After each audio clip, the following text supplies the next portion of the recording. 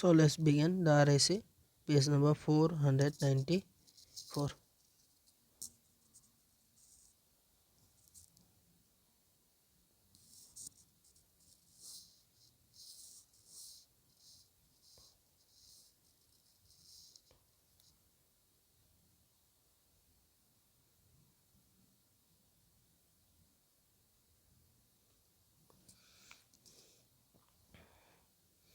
So 50 question is video. The vertical lines.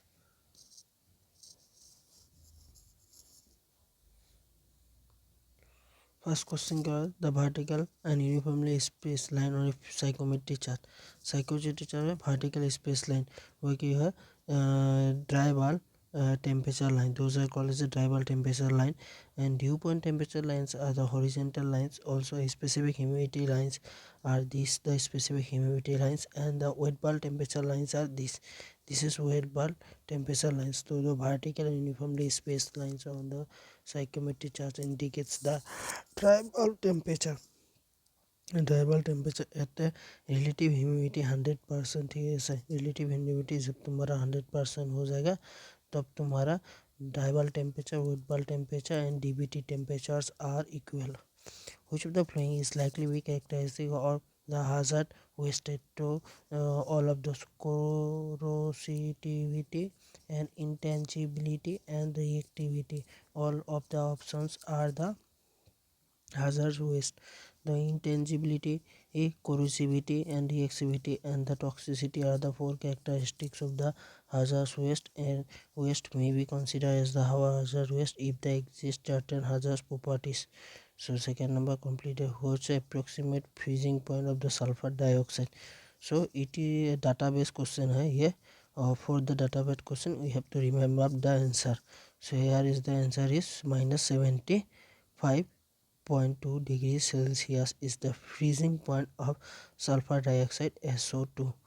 So those are the refrigerant and their freezing point and the boiling point if you need to remember. So next question is, which of the following is an example of non-renewable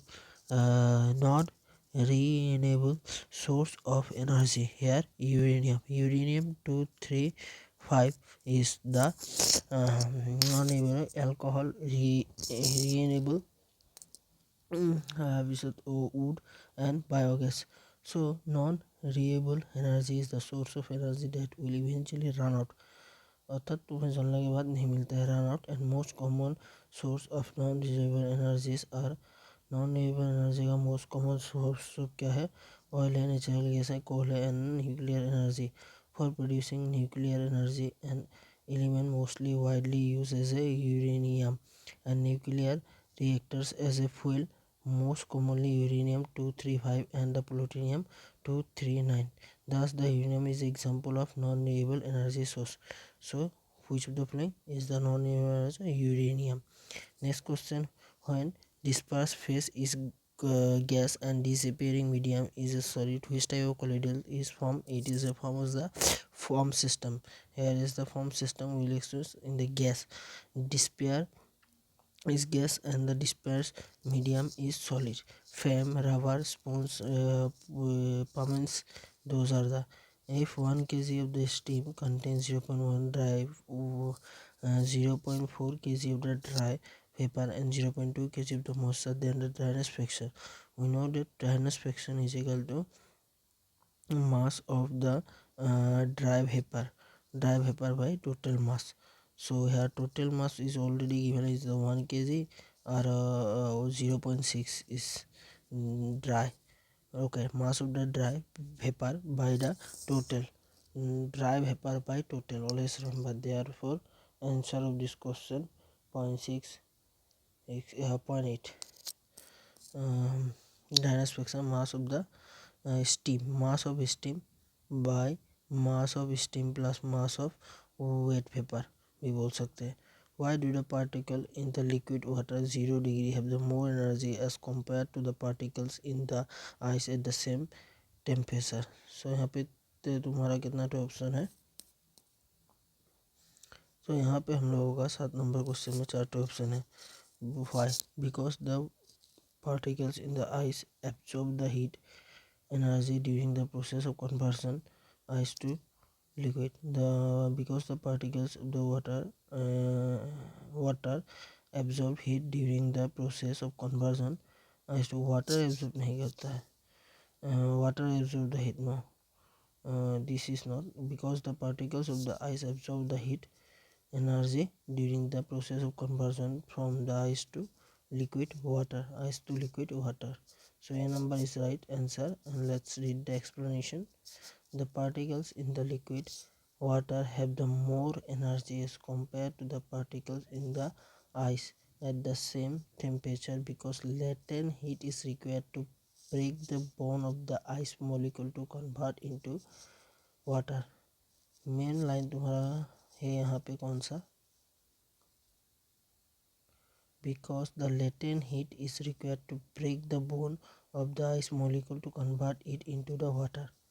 This latent heat is absorbed by the ice particle during the conversion of the ice into the water. Hence, the energy of the water is increased.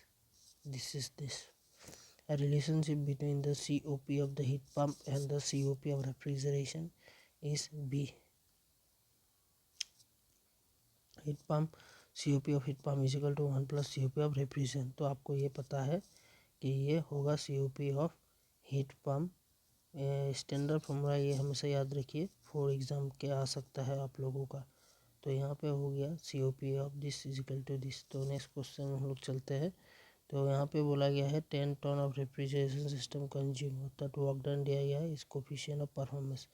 तो coefficient of performance is refrigeration effect 10 ton into 3.5 into work done भी कितना है 10 kilo है, और यहाँ पे 10 ton भी है, kilo Newton kilo Newton, 10 cancel 3.5 होगा, आंसर इसका बी हो गया। अब हम लोग पढ़ेंगे the refrigerant use in the reverse pattern और Bell Coleman cycle. Bell Coleman cycle तो एआर बेल कॉलमैन साइकिल भी बोला जाता है, जिसमें तुम्हारा रेफ्रिजरेंट यूज होता है air. Air is use as a refrigerant in this, okay, air is used as a refrigeration in this. So in the reverse Brayton cycle or Bell-Coleman cycle, air is used as a refrigerant. The process of refrigeration cycle का हम लोगों का दिया गया ये, and this is the यहाँ पे क्या हो गया, तो प्रोसेस टू देख लेते हैं। पीवी डायग्राम दिया गया है और यहाँ पे आप लोगों का टीएस डायग्राम भी दे दिया गया है। तो टीवी डायग्राम में क्या दिया गया, isentropic compression of the air, एक से दो तक आइसेंट्रोपिक कंप्रेशन किया गया है, constant pressure heat rejection, isentropic expansion, constant pressure heat addition, 4 to 1. This is a anti-clockwise cycle. We have to apply the work in this cycle, anti-clockwise है। तो यहाँ पे हो गया COP of Carnot refrigeration is, Carnot refrigeration का क्या होगा, equal होगा Carnot refrigeration, COP of Carnot refrigeration, refrigerator का क्या होता है, वो तो हमेशा लेस ही होगा COP से, ऑफ हीट पम्प से, वही बोला गया है, Carnot heat pump less than, हो गया। नेक्स्ट क्वेश्चन तुम्हारा ये वाला याद रखना है, इसी से मैंने बोला है। Normally the flowing condenser is used in the big refrigeration system. Big refrigeration system में कौन सा होता है, सेल एंड ट्यूब टाइप रहता है, ठीक है। Shell and tube type condenser are use in है big refrigeration system of air conditioning plant. Normally the flowing condenser is used, big refrigeration is in plant cell and tube type condenser. The big refrigeration systems of air conditioning plant uses cell and tube type condenser. The main units of refrigeration system में refrigeration का system जो है उसमें main क्या क्या रहता है, evaporator जो रहता है मेन हम लोग सिस्टम रहता है, एक तो रहता है तुम लोगों का एक्सपांसन डिवाइस रहता है, उसके बाद कंप्रेसर, उसके बाद कंडेंसर, ये सब रहता है। The flowing wrong among the flowing properties of ideal refrigeration. So ये रेफ्रिजरेशन का प्रॉपर्टी के ऊपर क्वेश्चन पूछा गया है। तो इसमें क्या होना पड़ता है, रेफ्रिजरेंट हम लोग का लो बॉइलिंग रहना पड़ता है। लो बॉइलिंग पॉइंट क्या रहता है, होता है तुम्हारा रेफ्रिजरेशन तो जब तक इवापोरेटर में जाएगा, अगर वो बॉयल हो गया वो हीट लेते ही बॉयल हो गया तो हीट नहीं ले पाएगा, लो बॉइलिंग पॉइंट लेना पड़ेगा। फटाक देना उसको हम लोग क्या करना पड़ता है, पेपर में कन्वर्सन करना पड़ेगा। जब इवापोरेटर में जा रहा है वो लिक्विड फेस में, थोड़ा सा हीट लेके उसको हम लोगों को पेपर में कन्वर्ट करना पड़ेगा, क्योंकि नेक्स्ट फेज में वो चला जाएगा कंप्रेशन में, और कंप्रेशन में हम लोगों को उसको वेपराइजेशन में जाए तो लो बॉइलिंग पॉइंट रहना पड़ेगा, लो फ्रीजिंग पॉइंट भी रहना पड़ेगा, फ्रीजिंग पॉइंट भी लो पटाख देना फ्रीज हो जाना पड़ेगा, क्योंकि यहाँ से जब जाएगा कंडेंसर से यहाँ से तो हमें फ्रीजिंग पॉइंट भी उसका लो होना पड़ता है। और लो लेटेंट हीट नहीं होना पड़ेगा, हाई लेटेंट हीट रहना पड़ेगा। हाई लेटेंट हीट हो गया तो फेज चेंज के दौरान वो हाई रहना पड़ेगा, तो ज़्यादा हीट वो ले पाएगा, ठीक है। तो high latent heat and low specific volume and the inflammable and non explosive, inflammable and non explosive. उसके बाद केमिकल फार्मूला R22, ये बहुत इंपॉर्टेंट है, R22 का हमेशा पूछते रहता है, इसको अच्छे से याद रख लीजिए। मोनोक्लोरो डाइफ्लोरोमीथेन होता है, ठीक है। और इसका मोनोक्लोरो एक ठो क्लोरीन रहेगा, डाइफ्लोरो दूगो फ्लोरीन और मीथेन बोला गया, ठीक है से एक हाइड्रोजन हो गया। तो ये होगा इसका केमिकल फॉर्मूला, मोनोक्लोरो डाइफ्लोरो मीथेन हमारा हो गया ये वाला। और इसका निकालने का फॉर्मूला ये है, ये भी आप लोग याद रख सकते हैं। और यहाँ पे जैसे निकला है R220, तो यहाँ पे क्या होता है R=M-1 N+1 × P, इससे कंपेयर कर देना पड़ता है, जैसे कि कंपेयर कर दिया इस इक्वेशन को इससे N=this एंड P=2, R एक है तो हमारा Np+Q=2 2m+2, ये इक्वेशन को भी याद रखना पड़ता है निकालने का। If the refrigerant is saturated hydrocarbon then this formula is use, और सैचुरेटेड नहीं है तो ये वाला हटा देना पड़ता है +2, तो ये मिलेगा आगे में आप लोगों को, तो हम लोग वहाँ पे देख लेंगे, ठीक है। तो यहाँ तक हो गया। अब हम लोग नेक्स्ट क्वेश्चन क्या है, यही है CnHnCrF, तो P हो गया यहाँ पे Q, और ये वाला थोड़ा सा भूल गया CHFCl MnPQ बोले कहा है, ठीक है से।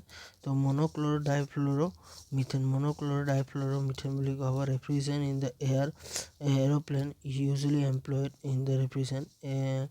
एरोप्लेन में कौन सा रेफ्रिजरेंट यूज़ होता है वो पूछा गया। एरोप्लेन में तुम्हारा जनरली एक बेलकोलन साइकिल ही यूज़ किया जाता है, और जो कि तुम्हारा एयर से चलता है। तो refrigeration generally used in the aeroplanes are the air refrigeration cycle is air, and this cycle is known as Bell-Coleman cycle बोली कहा है, and this cycle usually consists of two isentropic, अभी हम लोग बोला isentropic compression किया है, उसका constant pressure heat rejection, isentropic expansion, फिर उसका बाद कांस्टेंट प्रेशर हीट एडिशन किया गया। तो ये चारों प्रोसेस होता है बेल-कोलन साइकिल में, ठीक है। तो ये चारों two isentropic compression expansion and constant pressure heat addition heat expansion वही बोला गया। तो ये वाला हो गया 15 नंबर। नेक्स्ट क्वेश्चन हो गया in refrigeration cycle the flowing refrigeration is control by, refrigeration किससे कंट्रोल किया जाएगा, रेफ्रिजरेशन को भाल्व लगेगा और जिसको बोला जाता है एक्सपांसर भाल्व। तो in refrigeration cycle the flowing refrigeration is control by the expansion valve, expansion valve से ही हम लोग इसको कंट्रोल कर सकते हैं। In refrigeration cycle the flowing refrigeration is control by the expansion valve. उसके बाद पढ़ते हैं हम लोग क्या बोला गया है, the COP of A refrigeration cycle with the lowering the condensation temperature. तो इसको अंडरस्टैंड करने के लिए मैं एक डायग्राम ड्रॉ करता हूँ, तो आप लोगों को अच्छे से समझ आएगा। तो यहाँ पे TS का डायग्राम ड्रॉ करें हम लोग, ठीक है। TS नहीं, हम लोग PS के साथ जाएंगे, PS डायग्राम में अच्छे से समझ आएगा। BS डायग्राम टू N का होता है, ठीक है। तो P और H एंथैल्पी का, तो यहाँ पे क्या बोला गया, तो COP of A refrigeration cycle का क्या होगा, with lowering the condensation temperature keeping the evaporated temperature constant, ये होगा तुम्हारा इवेपोरेटेड टेम्परेचर जिसको हम लोग कांस्टेंट रखेंगे, ठीक है।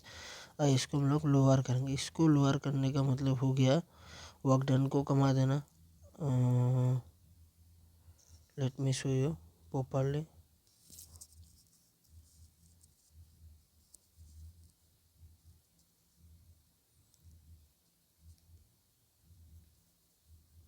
यहाँ से ये गया, इसका टेम्परेचर हम लोग कमाएंगे, यहाँ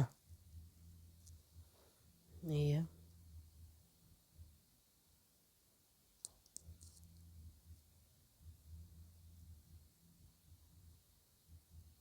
सो अगर हम लोग यहाँ पे टेम्परेचर कमा रहे हैं तो वर्क डन भी कम रहा है और ये रेफ्रिजरेशन इफेक्ट बढ़ रहा है। तो COP क्या होता है? COP होता है तुम्हारा refrigeration effect by work done को कमाएंगे, रेफ्रिजरेशन इफेक्ट इंक्रीज करेंगे। जब भी हम लोग ये कमा रहे हैं तो रेफ्रिजरेशन इफेक्ट बढ़ रहा है, वर्क डन भी खतरा है।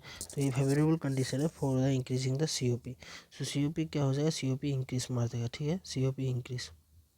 हम लोग टेम्परेचर का इक्वेशन से भी समझ सकते हैं और डायग्राम से भी समझ सकते हैं, जिसको जैसे इजी हो। तो यहाँ पे क्या बोला? हायर टेम्परेचर को कमा दे रहा है, तो नीचे वाला टर्म तो कम जा रहा है आपका, ठीक है, और ऊपर वाला टर्म तो वही है जो रहेगा।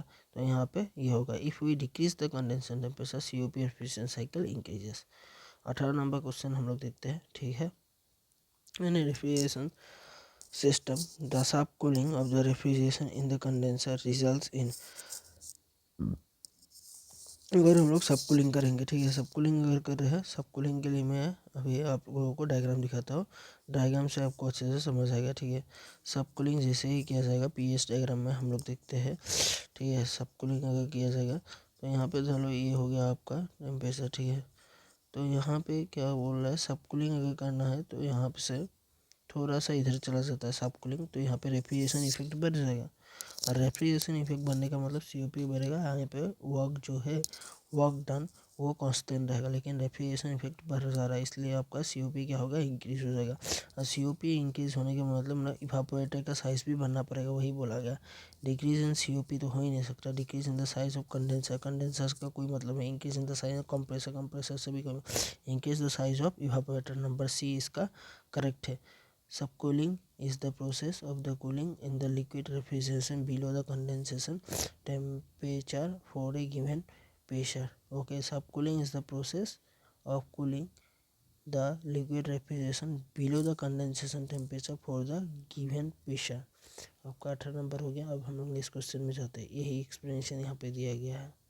COP इंक्रीज होगा, रेफ्रिजरेशन इफेक्ट इंक्रीज होगा, वर्क डन कांस्टेंट रहेगा। As the subcooling increases the refrigeration effect has to produce the more refrigeration effect to a large size of evaporator will be require. एक बड़ा size का evaporator लगेगा आपको। तो अभी next question क्या है? In evaporator in a vapour cycle the refrigeration before entering the expansion valve. तो यहाँ पे एक्सपेंशन भाल्व में पहले ढुकने के पहले क्या होगा?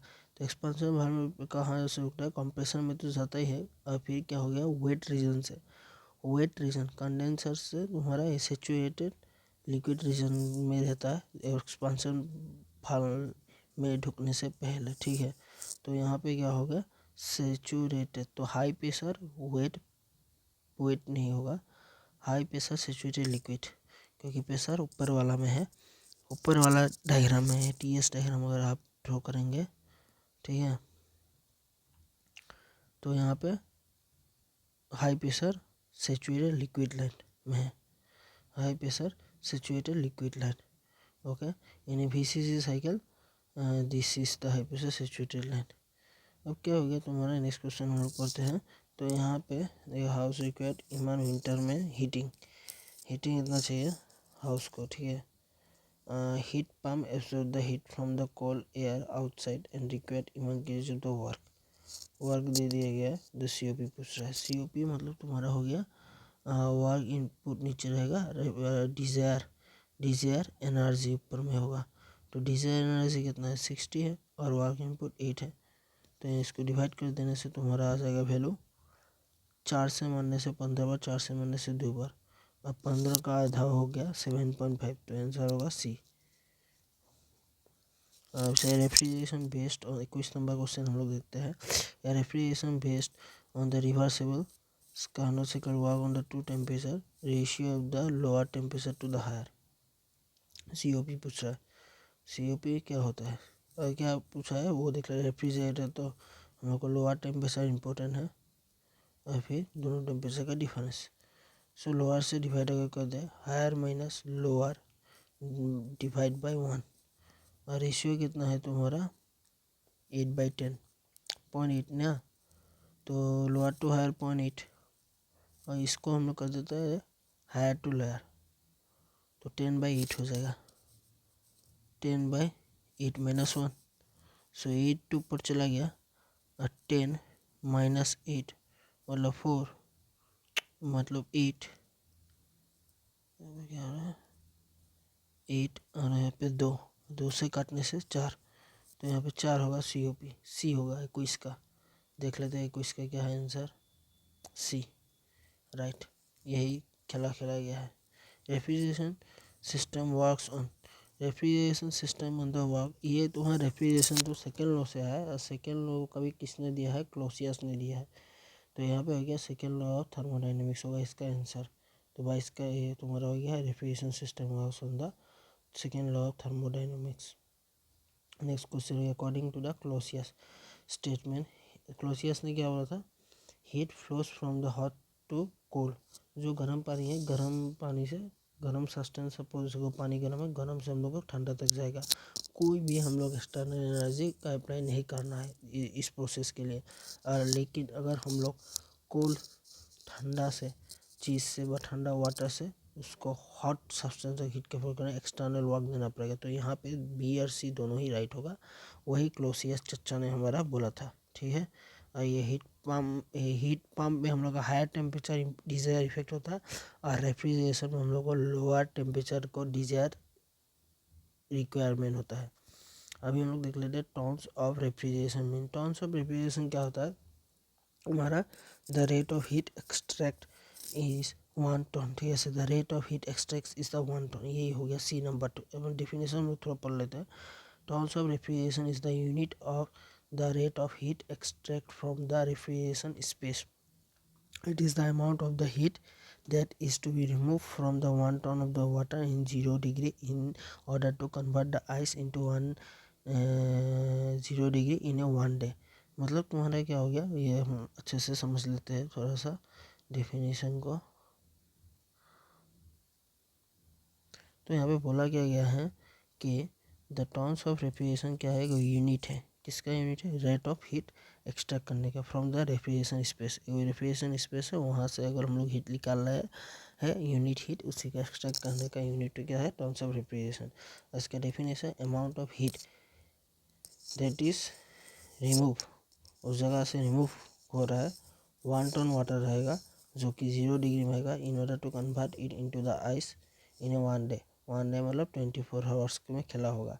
और 1 TR is equal to 3.5 kilowatt into 210 kilo joule per minute, ठीक है sir, 210 kilo joule per minute बोला जाता है। A refrigeration plant operates in a reversed Carnot cycle, the temperature maintain is -degree, और जो हम लोग का डिजायर इफेक्ट है -10, the heat transfer at rate of 10, the heat is transferred from the cycle to the atmosphere at the temperature of 25 degree. What is the power requirement to drive the plant? Higher temperature दिया है 25, और lower temperature जो दिया गया है वो है तुम्हारा -10 डिग्री, ओके। और यहाँ पे बोला गया है the heat is transfer at the rate of 10 kilowatt, ठीक है sir, and the heat is transferred from the cycle to the atmosphere. So यहाँ पे जो हीट ट्रांसफ़र हो गया 10 किलोवाट, हम लोगों को चाहिए ये वाला, तो रेफ्रिजरेशन इफेक्ट क्या हो गया 10 किलोवाट, और वर्कडन हम लोगों को चाहिए, तो रेफ्रिजरेशन इफेक्ट वर्कडन तो मिल गया। तो यहाँ पे हम लोग को लोअर टेम्परेचर क्या हो गया 273 डिग्री -10 एंड, और यहाँ पे तुम्हारा 25 और माइनस में मैंने प्लस इंटू 35 होगा। यहाँ से अगर हम लोग W से इंटू कर 350 डिवाइड बाई दिस कर देंगे, हम लोगों को मिल जाएगा 263, 1 पॉइंट समथिंग होगा इसका आंसर, 1.33। 230 Q1 निकालने को दिया ना। What is the power required to drive the plant,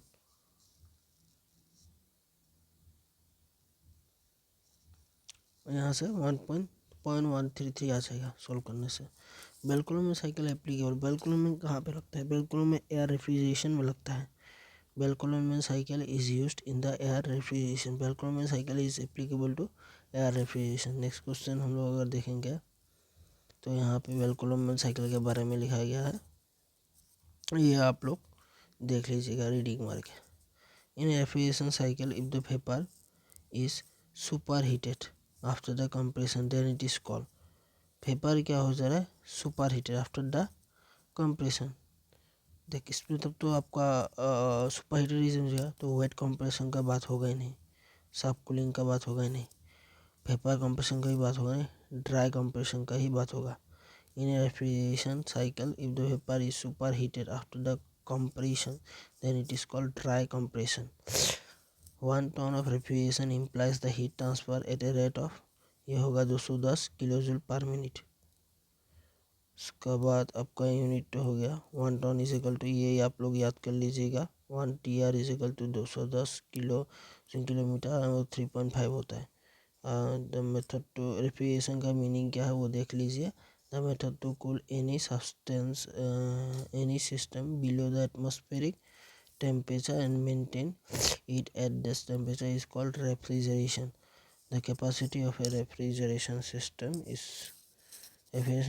is represented in ton of refrigeration. 1 ton of refrigeration is equal to the heat which is rejected to make ice at 0 degree to from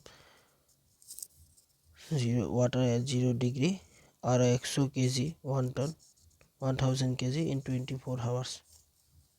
ratio of the, next question हम लोग देखते हैं यहाँ पे क्या बोला गया है। The ratio of refrigeration effect of the work supply, refrigeration effect by work supply is nothing but the COP होता है, ठीक है, COP और एनर्जी परफॉर्मेंस रेशियो भी होता है, ठीक है। तो यहाँ पे A एंड B दोनों ही होता है answer. Energy performance ratio. A refrigeration mostly used for the reciprocating compressor. Reciprocating compressor में फेरॉन 12 को यूज़ किया जाता है। Refrigeration mostly use for reciprocating compressor freon 12 में यूज़ किया जाता है। अब बाद में हम लोगों का ये चार्ट टू थोड़ा इम्पोर्टेंट है। रेफ्रिजरेशन कौन सा रेफ्रिजरेशन कहाँ से है, तो एमोनिया का यूज़ होता है cold storage, ice plant and large industry, ठीक है। सर कोल्ड स्टोरेज मतलब खाना, अगर हम लोग मच्छी जैसे रखते हैं कोल्ड स्टोरेज में, तो वो एमोनिया यूज़ किया जाता है। आइस प्लांट में यूज़ किया जाता है, लार्ज इंडस्ट्री में। फेरॉन R22 के बारे में हम लोग ने क्या बोला था, मोनोक्लोरो डाइफ्लोरो मीथेन था उसका नाम। R22 विंडो टाइप AC में यूज़ करता है। Reciprocating compressor large capacity. Freon 11 को भी हम लोग निकाल सकते हैं वो फार्मूला से। R is equal to M-1 N+1 into P, ये एक फार्मूला था। और आपका था N+P+Q is equal to 2M+2, ये एक था, ठीक है। तो इन दोनों का ही था। Central AC centrifugal compressor large capacity. और R12 डोमेस्टिक रेफ्रिजरेशन बोला जाता है, वही फेरॉन 12, R12 मतलब फेरॉन 12।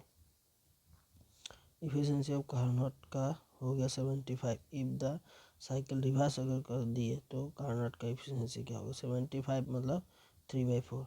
और जैसे रिवर्स किया हीट पम्प हो गया 4/3, इसका वैल्यू हो जाएगा 0.33। तो हीट पम्प का अगर दिया है तो 0.33, और यहाँ पे बोला गया है COP रिवर्स कार्नोट साइकिल, तो यहाँ पे 1 माइनस कर देने से 0.33 रेफ्रिजरेट का पूछा गया है साइकिल का।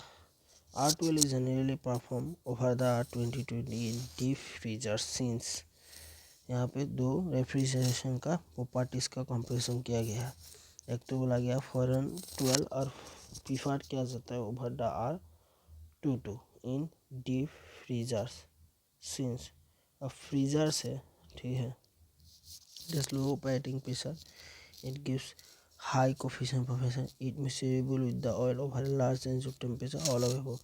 तो यहाँ पे क्या होगा, इट इज़ मिक्सेबल तो मिक्स नहीं होता है with the oil over the large range of temperature.